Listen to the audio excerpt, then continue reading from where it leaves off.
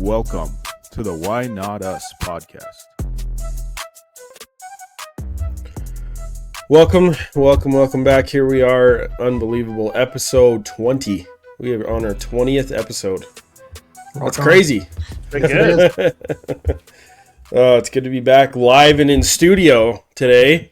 Yeah. It's been a while since we recorded in the old hangar here, so good to be back. We're coming to you Sunday the 18th after a reality check, devastating loss to Texas Tech on the road by 13, which kind of sucks. We'll get into that a little bit later. But like Jace mentioned last week, we're going to kind of keep updated on the football news. So we're going to touch on that real quick. Don't want to go too crazy into that, but just get your guys' thoughts on the transfer portal so far. I think notably, since we last talked, we picked up Cade Ulave from Cal, number one linebacker in the portal. Picked up another tight end from Oregon this week. Just some offensive linemen. Good pickups all around. So anyway, thoughts on that? Yeah, and a defensive back from Mississippi State also. Correct. Cornerback, yep. Cornerback, yep. Yeah. My thoughts on it are it's about exactly what we talked about last week. I didn't think they'd pick up a whole lot more in the transfer portal, and they hit the positions that they needed. I think linebackers loaded. Love to see the offensive linemen coming in because that's an area that we needed to beef up a little bit. As good as we were, that's where Texas Tech beat us in the championship game. I think and we didn't hardly lose anybody. We had a few. I think a late entry into the portal was our linebacker, Chloe Struthers Bryant, I believe is his name. He was hurt all year though. He didn't play at all, did he? Yeah, tore his ACL early on and didn't play all year. But you pick up two stud linebackers like we did. Writing was probably on the wall. Hey, we're loaded here, and your playing time is going to be limited. So I think it was great. I think I'm loving because I mean Popinga mentioned this a little bit in his interview, but there's a fine line I think you run with the transfer portal of letting players buy into the program by letting them know that you're not going to just immediately go to the portal every year to try to replace them, while at the same time bringing in talent that's going to push them to compete against each other to level them up and be better.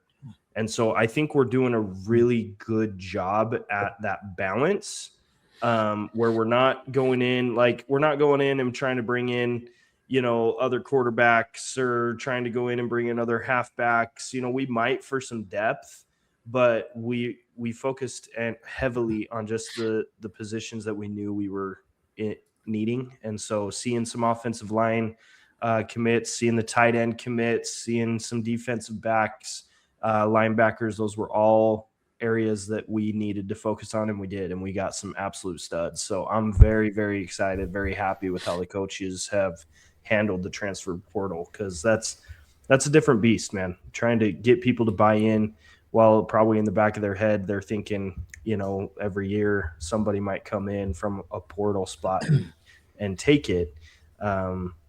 So I think the coaches are doing a good job and proving to the players that that's not the goal.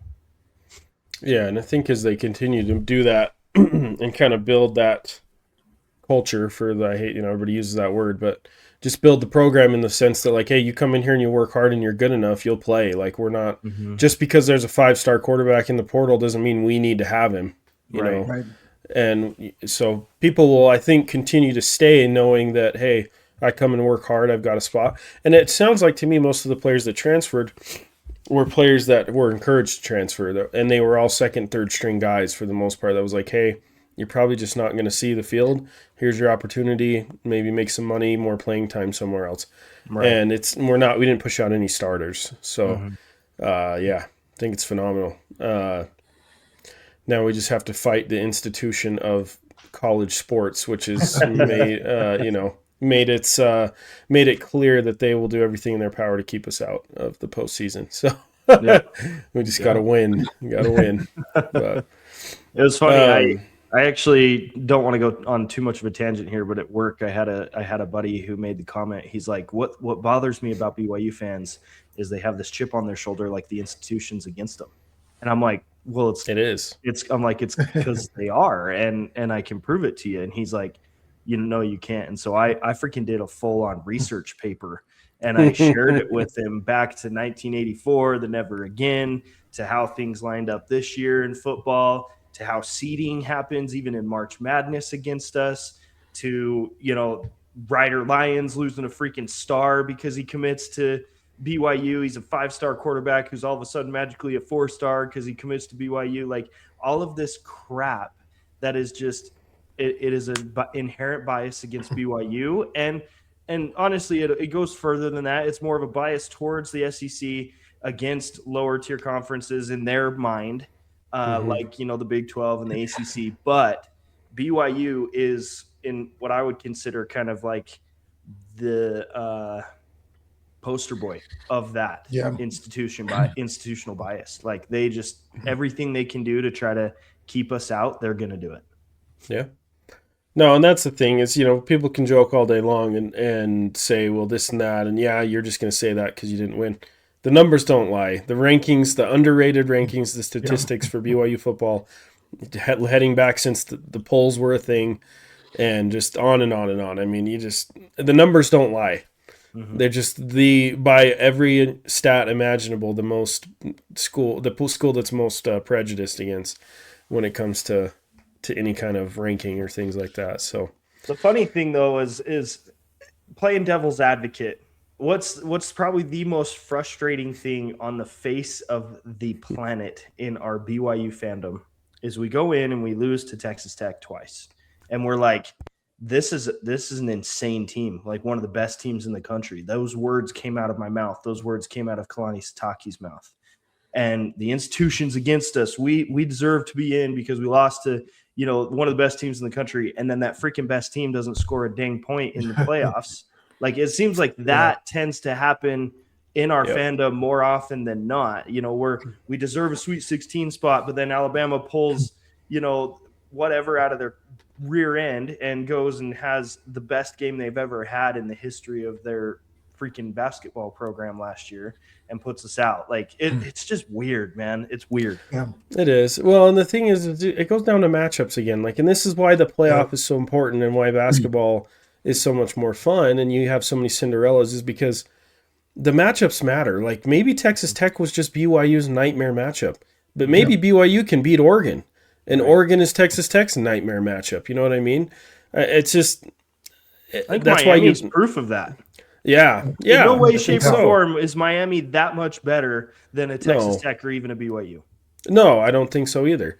And so I just think it's a matter of where the teams are at that time and what the matchups are, and just there's so many things that go into it other than, you know, what the recruiting class and strength of this and that and the other is. It's like you got to let the guys play it on the field. Yeah.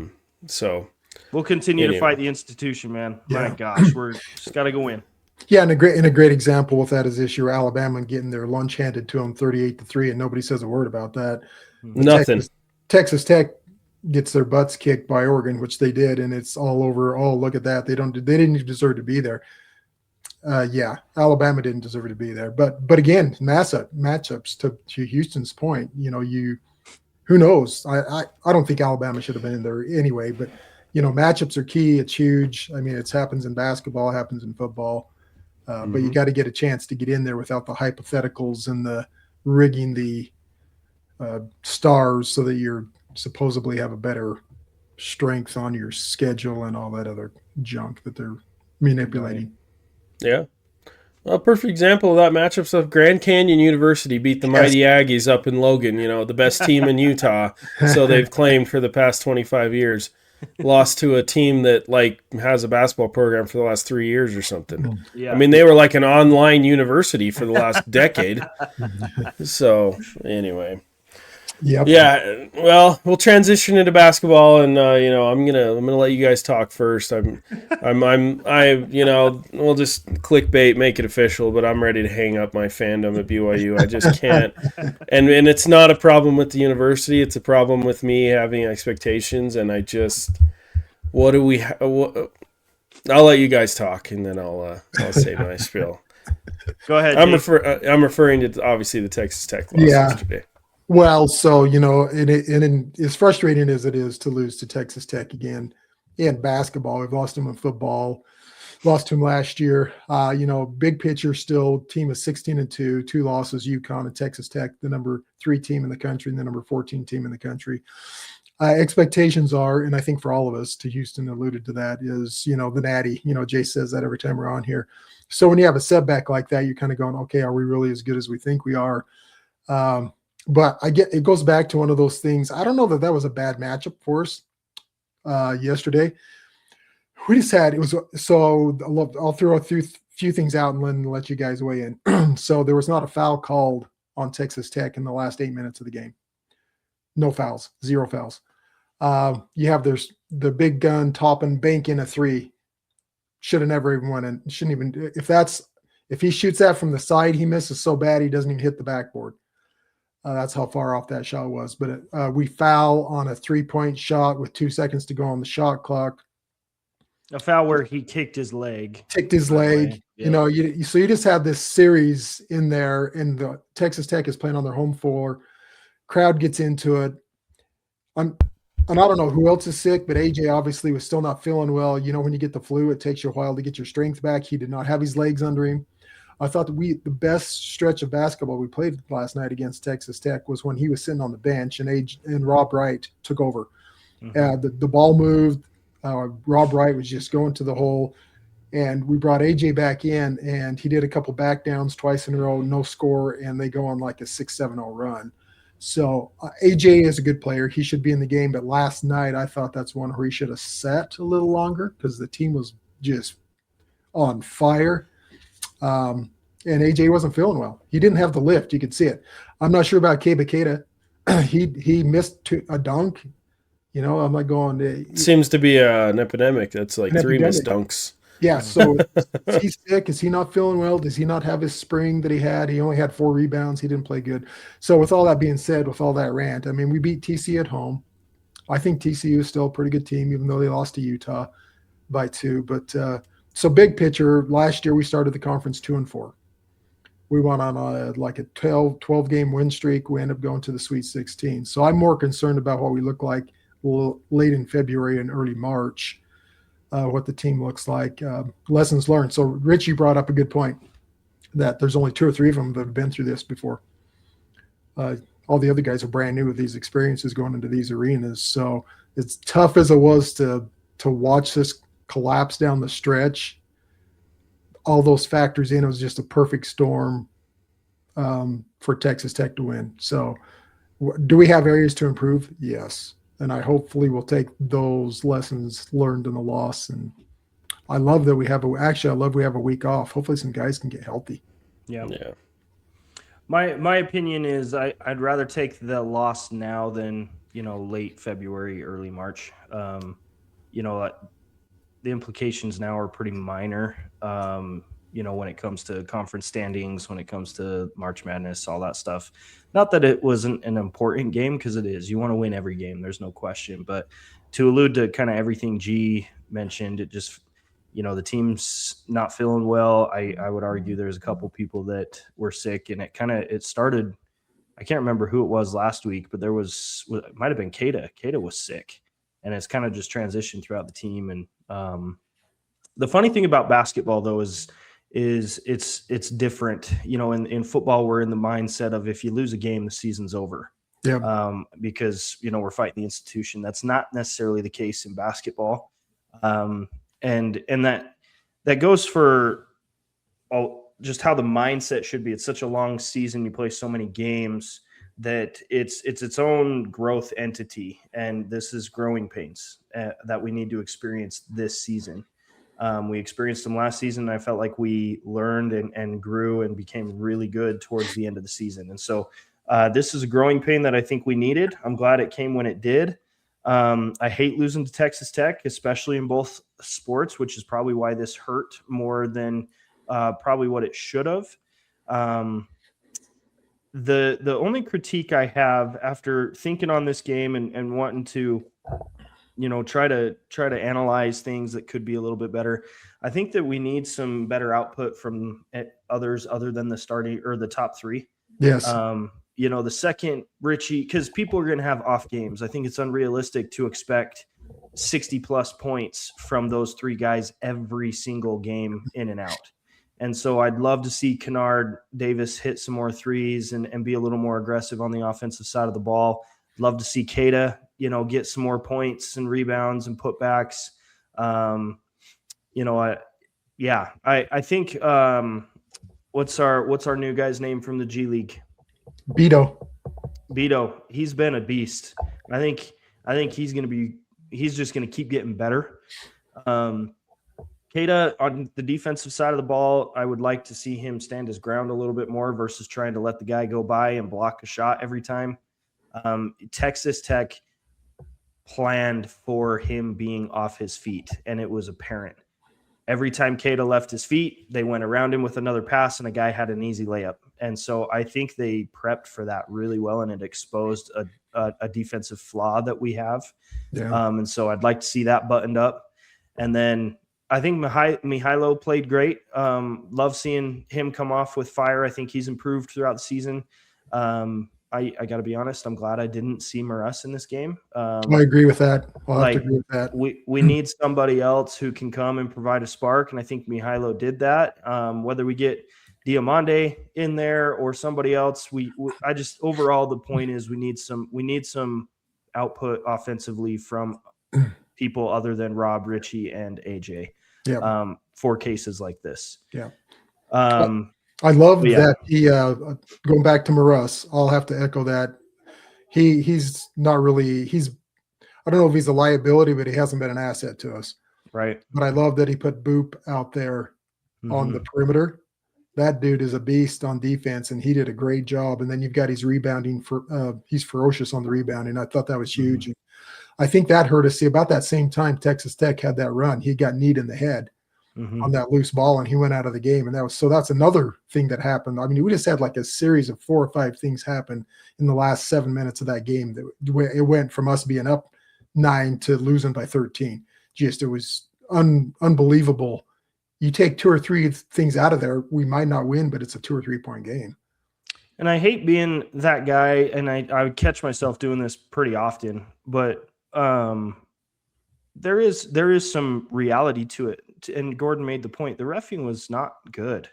It was not good. You can't tell me that Texas Tech didn't commit a foul for the last 8 minutes of the game. And what we apparently got to do to get a foul is have a dislocated finger, have a guy get kneed in the back of the head, falling on the ground.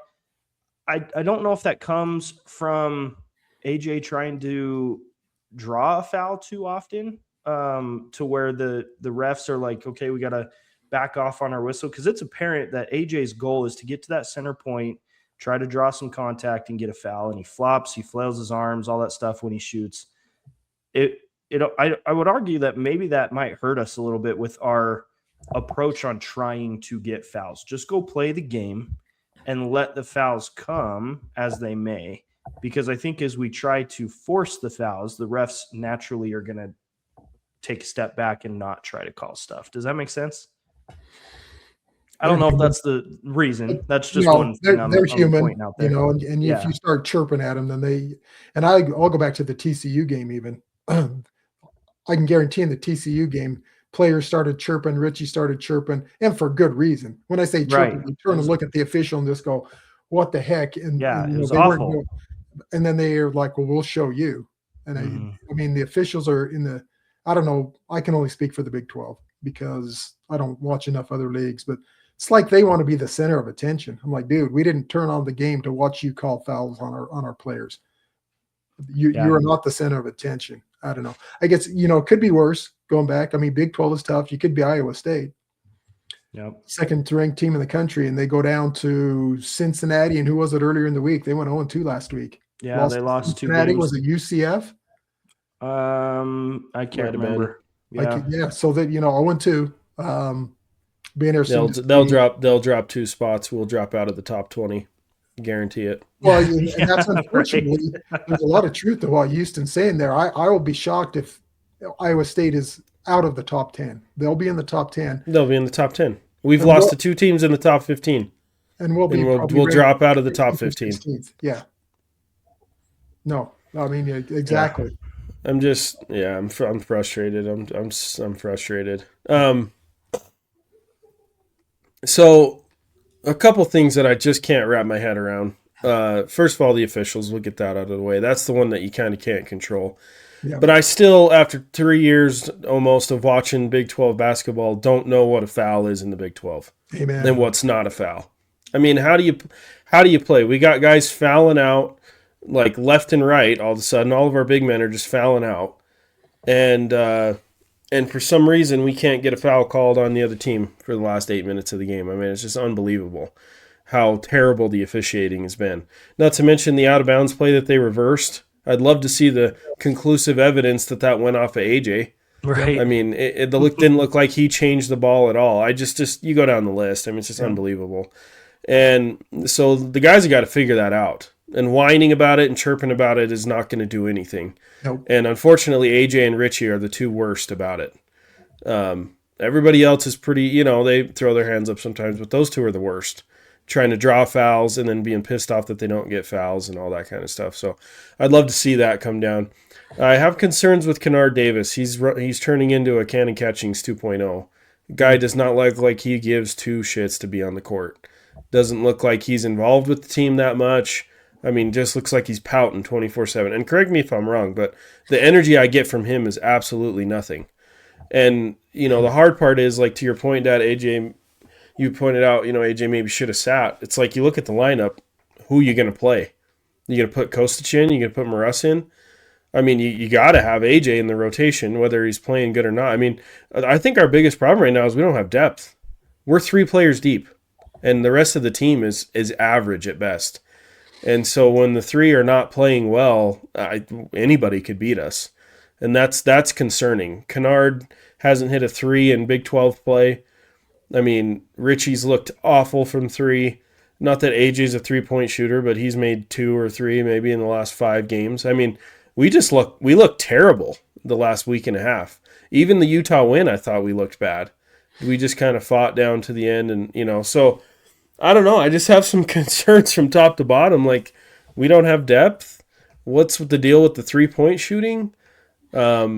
I don't know. I thought, the one thing I thought we did well was shut down that Christian Anderson, the guard that we put 5 people on throughout the game. So we didn't let one guy go crazy. Problem is we have the other, like you mentioned, the 5 spot, the backup for Tippin going 6 for 6 from 3. So it's just, I don't know. Anyway, it's just super frustrating. But I have some serious concerns when we go play Arizona, when we go play Iowa State, when we play Houston. I mean, Houston beat us by 30 twice last year. And if we continue this, they'll beat us by 30 again. So I'm looking for some hope here. I know everybody's sick. I understand that. But at the same time, it wasn't just this game. I think the last 3 games has been a downhill slide since TCU. So anyway, talk some sense into me. Well, so going back to my AJ comment about sitting, he wasn't feeling well. He wasn't playing well. The team was in a groove there and we were scoring. He should have sat longer on the bench in that particular game, in that situation. That's all I meant by that, because we need him. I mean, he's huge part of our team. I would say probably the biggest disappointment, and hopefully he shoots his way out of it, is Kennard Davis. He's a good shooter, but man, what was he, 0 for 7 last night? And he had great looks. Yeah. I mean, it was not like he was forcing the ball. He had great looks. I think Richie ended up 3 for 7. But, Mihailo's played good. In my opinion, he should see the floor a little bit more. I think Mihailo and Boop. So I don't know why we don't rotate more big guys. Well, I don't understand the fixation with Keita and Beto subbing each other out. I think Mihailo and Boop play better under the basket and play better offensively than the other two. Beto is a liability on offense. He does absolutely nothing on offense. He's a walking screen, and he just is down there to hack bodies. Mihailo can hit shots. Boop can move. He can play defense. So I'm not understanding the lineup right now. I really am not understanding why Maras was getting minutes, why Diamande's not playing. He's probably one of the better defenders on the team. Why is he not in the game? Why is Boop sitting so much until tonight or last night? Yeah. Anyway, sorry, I said I would shut up, but I had a lot of questions. I don't understand what's going on. Yeah, no, I think the biggest one I have is why is Diamande not seeing more playing time? because he showed early on that he's a heck of an athlete, played great defense, gets up and down the floor. I've said it before, I'd play him in front of Maras any day. Yeah, it's hard. I mean, the competition's ramping up. The team's still figuring it out. When we share the ball, we play so much better. And I think that was one of the issues last night that when AJ got in the game and earlier in the game, and there was too much one-on-one. And the reason we made the run when Rob Wright was going crazy is because the ball was moving. And Rob had the floor open up for him because the ball was moving. And Richie hit a couple threes. That's where he hit his 2 or 3 threes there, and it spreads the floor out. But we've got to move the ball. We cannot have this AJ back it down, because you get 2 or 3 guys that are going to double, triple team him, and he's not getting the ball out quick enough on time. The ball's not moving. Everybody's standing and watching it. Well, and that was my next point. Is now everybody's not moving in the flow of the offense. They're standing around waiting for their guy to go double and then spot up and shoot. And we don't have spot up shooters other than maybe Maras and Kostic, but they're average. And we had 5 assists in that game, if I remember right. 5 assists for the entire game. That's terrible. That is not going to win a tournament game right there.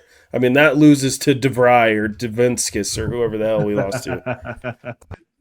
So I think, it's funny. I get, regarding to Kennard, I get hints of kind of how I felt watching Jackson Emery. And he can shoot. He's a good ball player and a good offensive weapon.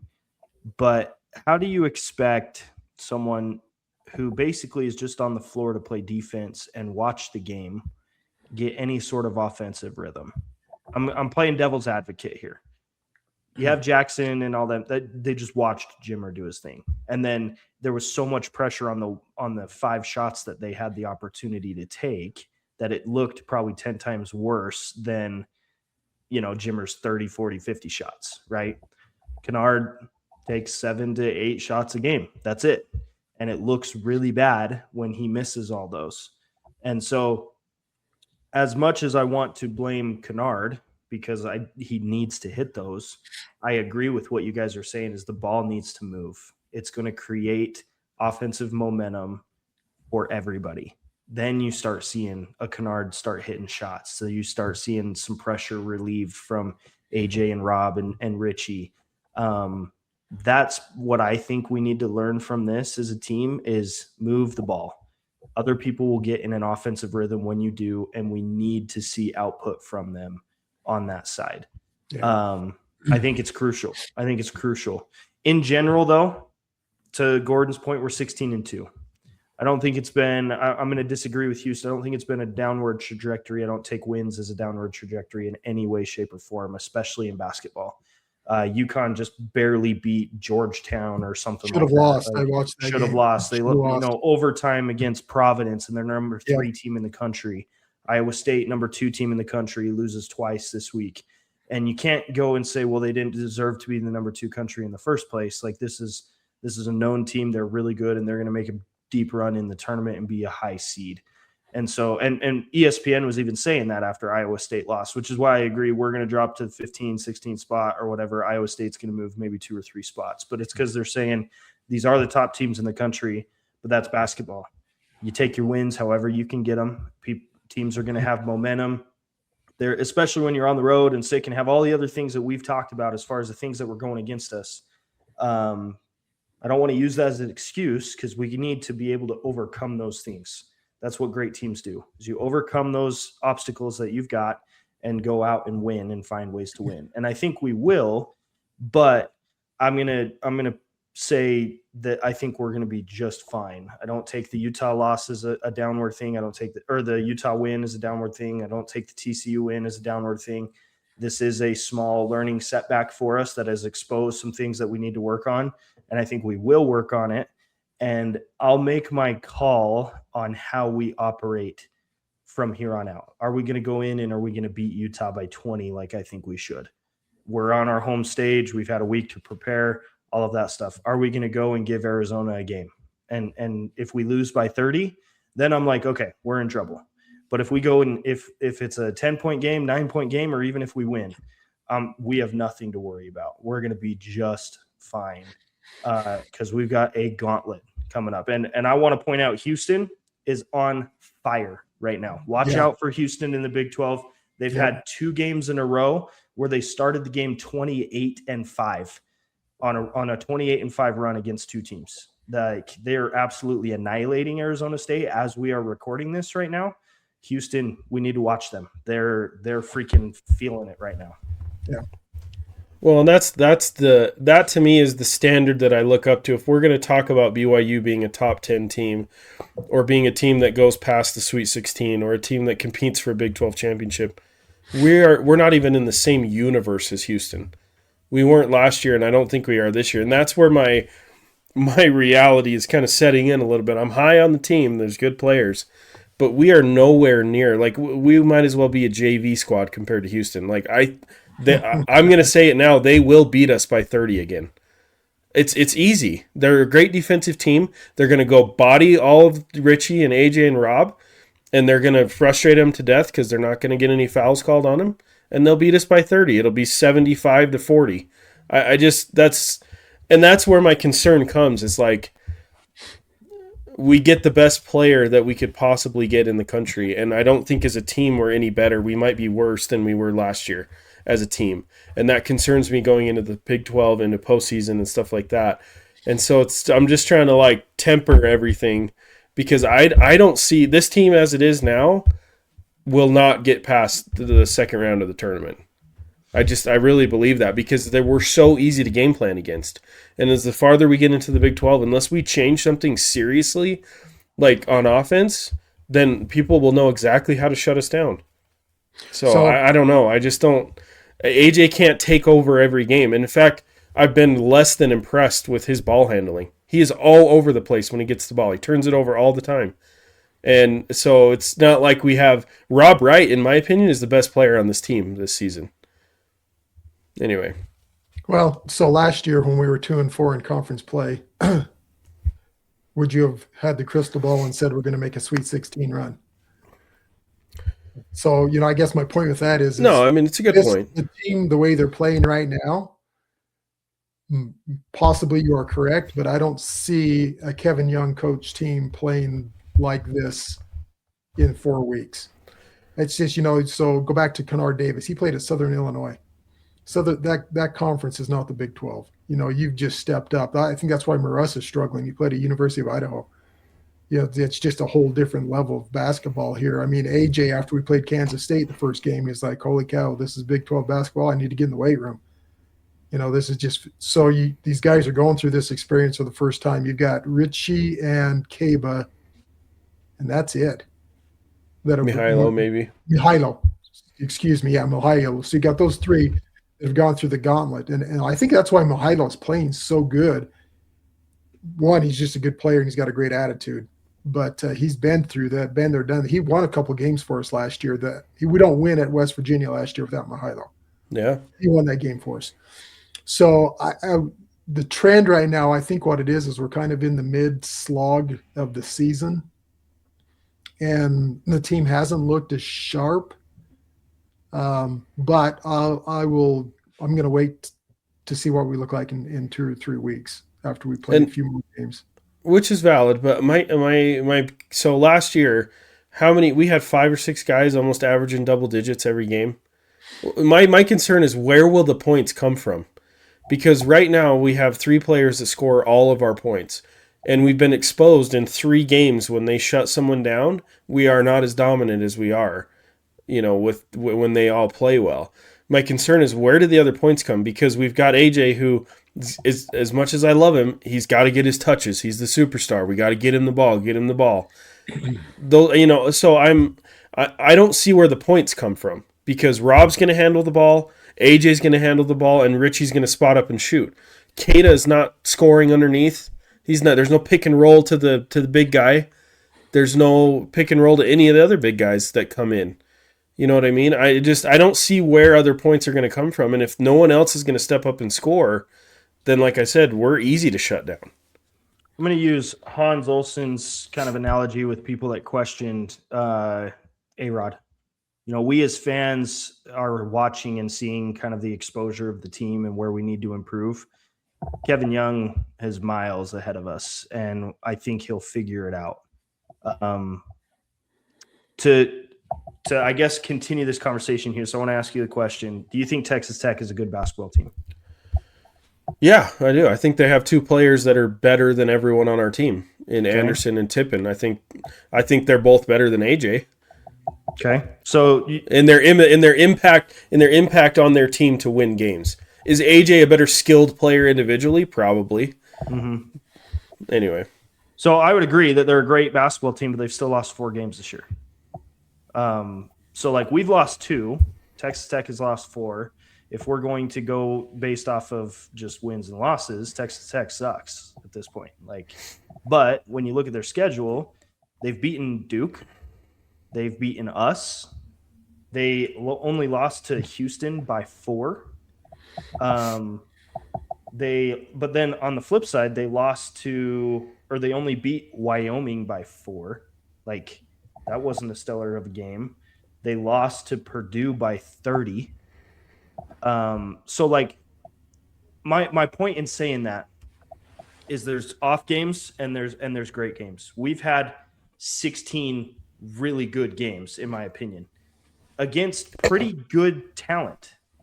And we lost by 13 to a really good Texas Tech team with all the down stuff that we just explained. This Texas Tech team beat arguably one of the best teams in the country in Duke, in my opinion. Duke is incredible, and they're going to make a big tournament run. They lost by 4 to another one of the top teams in the country in Houston.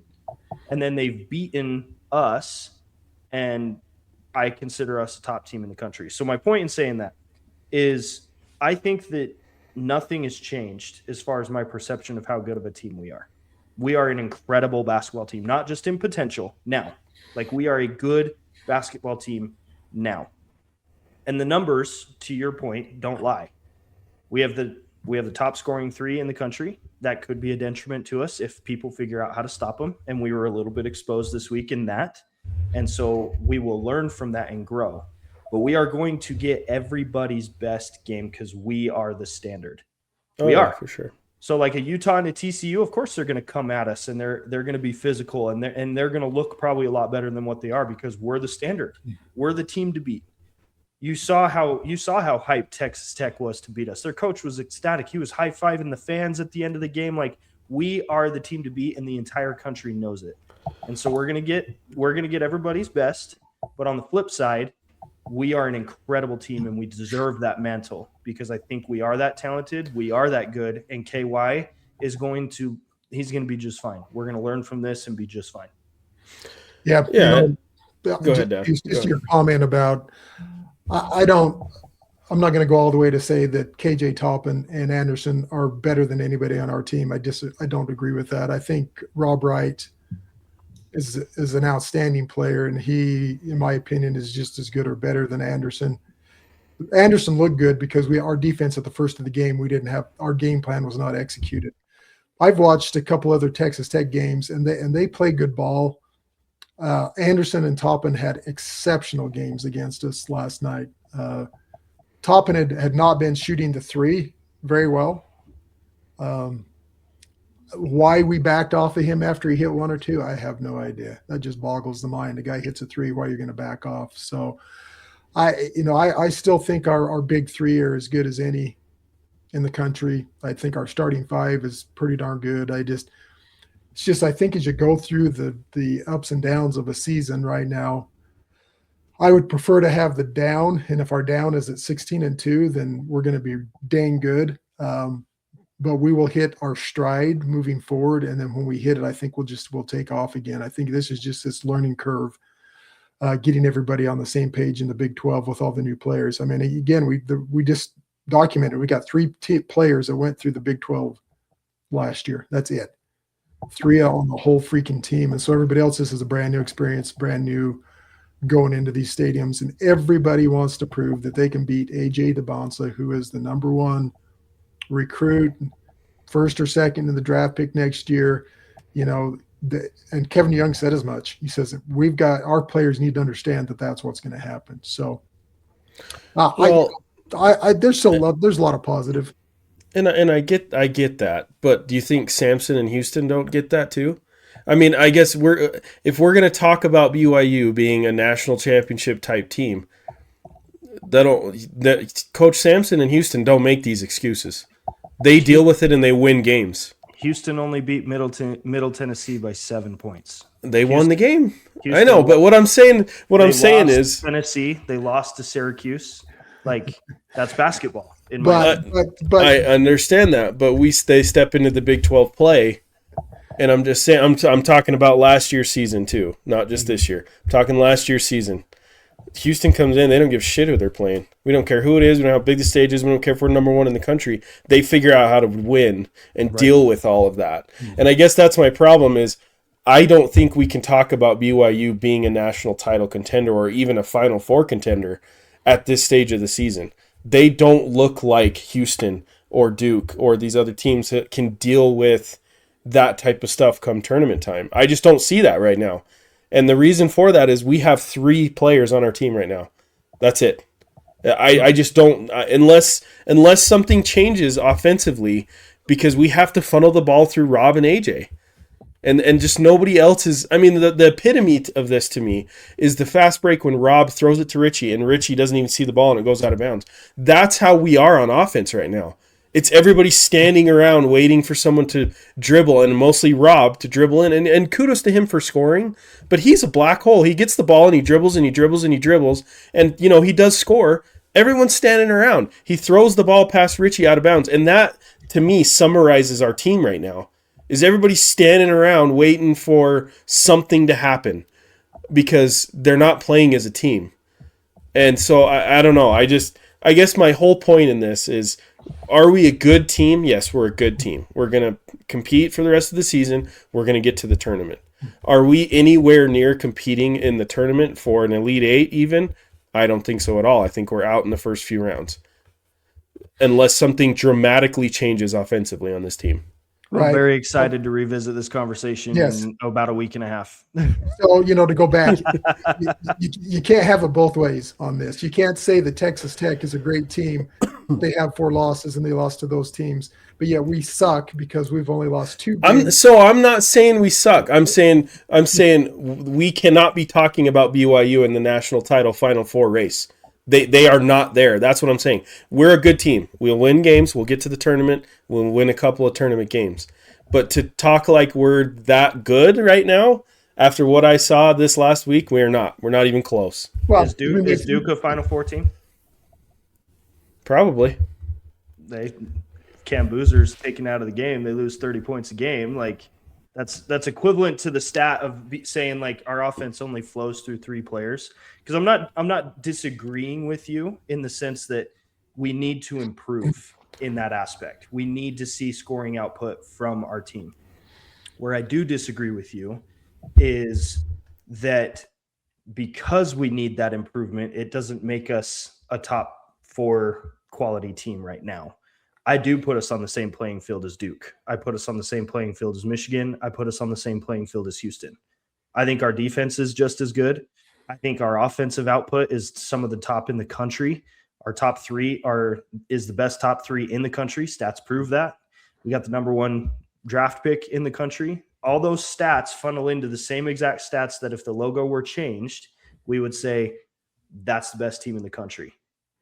And because of our emotions as fans, and we watch the games every week and we get to dissect it, we have kind of a bias against our team because we expect more. But I'll go to bat and say there's not a team in the country that if you put us line for line, starting lineup versus starting lineup, that we can't beat them. I really don't think that. I think that there's off games. But again, there's aspects of our team that need improvement for sure. So I think one of the things that I had this thought when they interviewed him last night after the game, he came out and he was upset visibly when it was the radio show. So you could tell by the way he was short with his answers. So I guess where I'm going with this is I almost had the thought that has our team put too much pressure on themselves to be in the Final Four national championship, because Richie made the comment last night in his post-game interview that their goal is to win the national championship. are we putting too much pressure on ourselves to go out and do that? And so you can't perform because have this big weighty expectation on you. Now, it's great to have the goal, but you can't have that be something that is a negative thing. And it might be. I mean, listen to our conversation here. Houston, you're like, we're not even going to make it out of the first round, maybe make it out of the first round. Well, that's because our expectations are so high. And is the team's expectations, they should be that high, but if you put that much pressure on yourself, it's debilitating. You still need to go out and play the games, learn, have fun. It's still just a basketball game. But if they're putting that kind of pressure, that might explain why the guys are not shooting the ball well, because they're like, that's just so much freaking pressure they're putting on themselves. The process is the process. You're not going to win the national championship against Utah on Saturday. You're going to win it because you go out and you play as a team and you learn and you grow and you get better every week. And so hopefully that's what I see happen. I think that might be part of it. It's all valid. And I hate to keep using this comparison, but Houston was 30-4 last year, went to the national championship. I'm just saying, like, you can't tell me that we look like the Houston team last year that we ran up against twice and lost by 20. Now, obviously, Houston lost 4 games. I understand that. They lost some games. But I don't know. I just have my concerns with how dominant we can actually be. And is the potential there? Yes, maybe. But, right now we're an open book. In my opinion, and I'm not, this Kevin Young's an incredible coach, and obviously I'll never be on his level. But right now, watching basketball games, it's like watching Robert and I call plays. I know exactly what we're doing on offense every time, and I can call defense from freaking Idaho Falls, Idaho, on every single trip down the floor, and that's really frustrating to me. Mm-hmm. I mean, I guess I'm agreeing with all of your points that we should expect to be good. Like, shouldn't we? After everything, Jace named off everything, we should expect to be good. And to me, we're not living up to that expectation, which is what's so frustrating, number one. And number two is maybe the expectations are too high, and we need to, come back down. It's definitely new territory for us. And to Gordon's point, you don't want that expectation to be debilitating to us, right? So, like, I agree that the expectation could be a little much, which is a mental thing that they've got to figure out.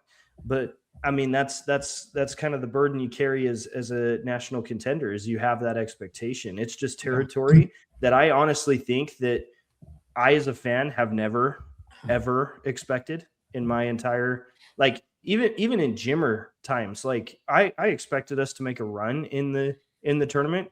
I didn't expect a natty. Could we have done it? Sure, but it was a miracle run, and they made a freaking movie about it. Like, it was unheard of in BYU fandom. Same with like football and stuff. Like, this year, did I think that we could have gone and won a natty? No, but the expectation was to go and make the playoffs, which is why we were disappointed, right? So the expectation is definitely high, and I don't know if I've got to be the one to blame with how vocal I've been about it, but I do believe and expect a national title run from this team. And so with that expectation comes, when you lose to a Texas Tech team in the middle of the season, kind of this reaction of what the hell's wrong with us, right? So I think I agree with Gordon in that sense of, because our expectation has changed, our attitude towards how good this team is changed as well, because we just expect more. And could that be a problem within the team itself? You got AJ who's saying on ESPN that if we don't at least make it to the Final Four, it's a crap season. You got Richie saying they want to win the title. Like, they're in the same boat as we are and probably feeling the feelings we are by 20 times. And so, yeah, there's a mental aspect that needs to be improved, but it's the burden you carry as a national contender. And so they got to figure that out, which I think KY will help with that, and be just fine.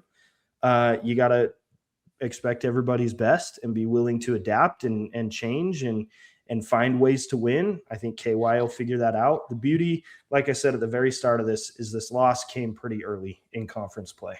I would rather see it now than in a month and a half from now. And because we're seeing it now, changes are going to be made. And I really, really cannot wait for a week and a half when we're revisiting this conversation. Because when we beat the number one team in the country on our home turf, we're going to be on cloud nine. So to go back, Houston, on your comment about, Robert and I, and you could call, I think we are with our own team, we're way too hypercritical. Texas Tech, I could tell you exactly what they were going to do every time down the floor. They were going to go high pick and roll with Anderson every time. I'm calling that from Idaho. That's exactly what they were doing. High pick and roll with Anderson. Try to get him coming off a screen to shoot a three.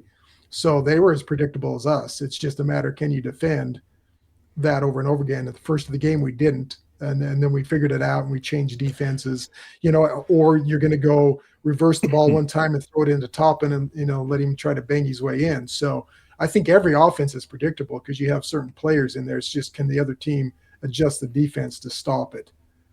Yeah. No, that's valid. We were up 9 with 8 minutes to go in that game. You made a heck of a run, man. And it was at that point that I was like, game over. Yeah, yep. That was our halftime run. When we got up 9, I'm like going, this team's done it all year. We're up 9. We're going to win this game. Yeah. Got to give credit to Tech where credit's due, man. Like, they're a good team. Very good team. They are. But I just, man, I'm starting to hate Texas Tech. I know, man. Throw this whole like, oh yeah, it's great to play each other. No. I mean, as much this is a family-friendly program, but insert whatever expletive you want in front of Texas Tech. I hate them. Like, I freaking hate them so bad now.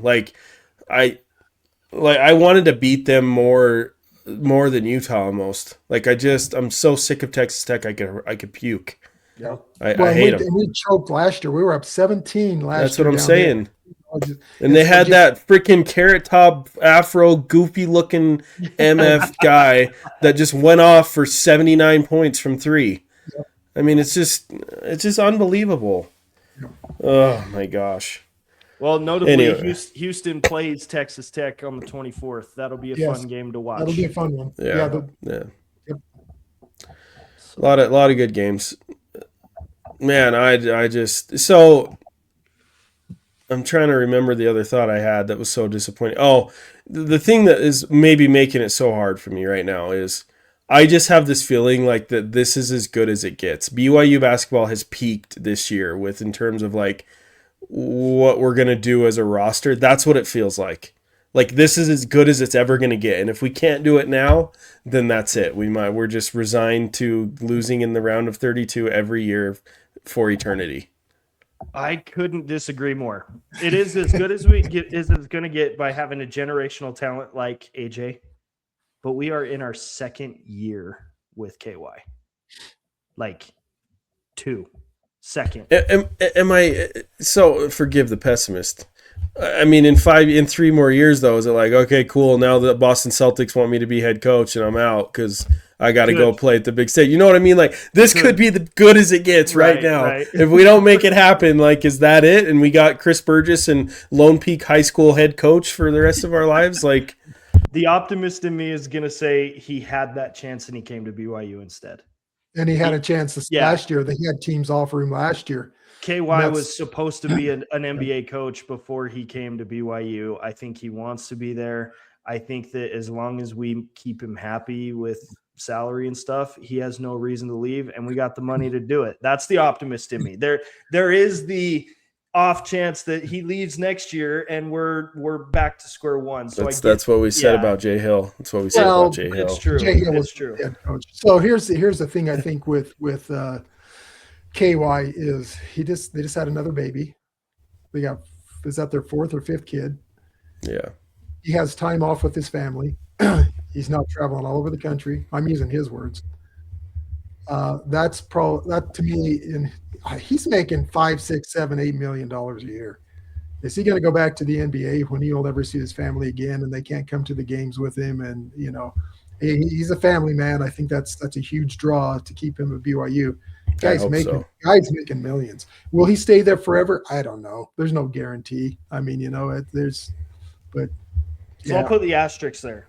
So long as KY stays, okay? So long as KY stays, we are just experiencing the beginning of what BYU is going to go through. I hope in so. Basketball. I really hope the new so. standard for us is going to be Sweet 16. Like Well, I do agree with that. Well, I will. So I think the good and the bad of this week is we have a week to brood over the loss to Texas Tech and sit here and be in our sorrows. Take our anger out on the little stepbrother in Utah on Saturday. I'm hoping what happens on Saturday is we come out and we have a little angst and we just put it to them. That Arizona game on Monday is going to be the telltale sign for me. So, when I see that game, I will have a different – maybe I'll have the same or I won't. We'll see. But here's the nice thing. I was kind of brooding about that game because, who in the heck puts a game for BYU on a Monday when we don't practice on a Sunday? We play Saturday, you got Sunday, and the only good news is it's home and home. Player and practice. Arizona. they're going to get together. Arizona plays. Well, Richie's the only one going to church. Sorry. Go ahead. Arizona plays on Saturday. And I don't know if it's home. It doesn't matter if it's home or not. If they play on Saturday, they have to turn around and get on a plane on Sunday. They're not practicing either. They have no prep time for BYU, just like we don't. So that I was a little concerned about that. But I don't know. We'll see. I mean, I've got a good feeling that KY is a good coach. We got good players. We will win that game. Yeah, I hope so. Tell. We got a week. I just think the week's going to be huge for everybody to heal up and get better and get feeling better. And I said to my wife last night that that's it. It's time for me to hang up the cap. I'm done. I gotta quit. Just quit. She goes, "You said that last year." 79-72. That is my prediction against Arizona. Count it. All right. Document it. We are going to win. I like it. But let's go beat Utah first. Yeah, let's go pound Utah first. That's right.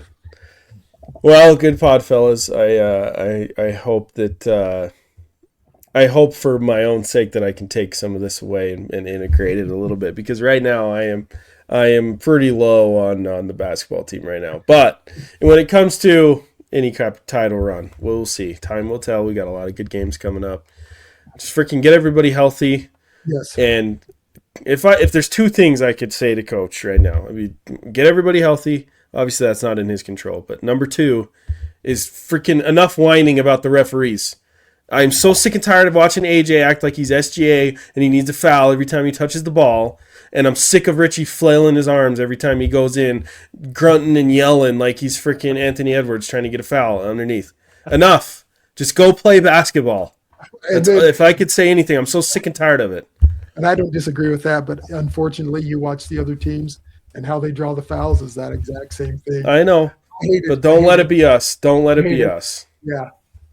You got to act like you just got knocked out. Yeah, I agree. It's what I love about this podcast, man. It's raw emotion from fans, day-to-day fans. We don't have to be politically correct, what you see in Sports Nation. Like, it's good to have these conversations because it's what I think most fans are feeling, right? I think that there's people within the BYU fandom that are feeling the exact same way that Houston's feeling.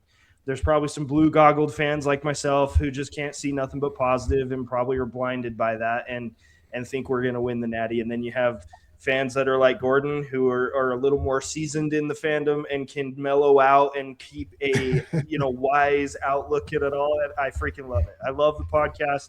I love the diversity and being able to talk with each other about this. It's what makes it fun.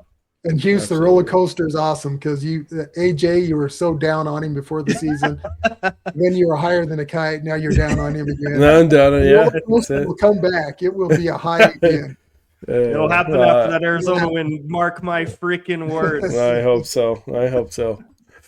Well, thanks, fellas. It's been another great podcast. A lot of good basketball coming up. So appreciate it. As always, baby. Go Cougs, babe. Go Cougs.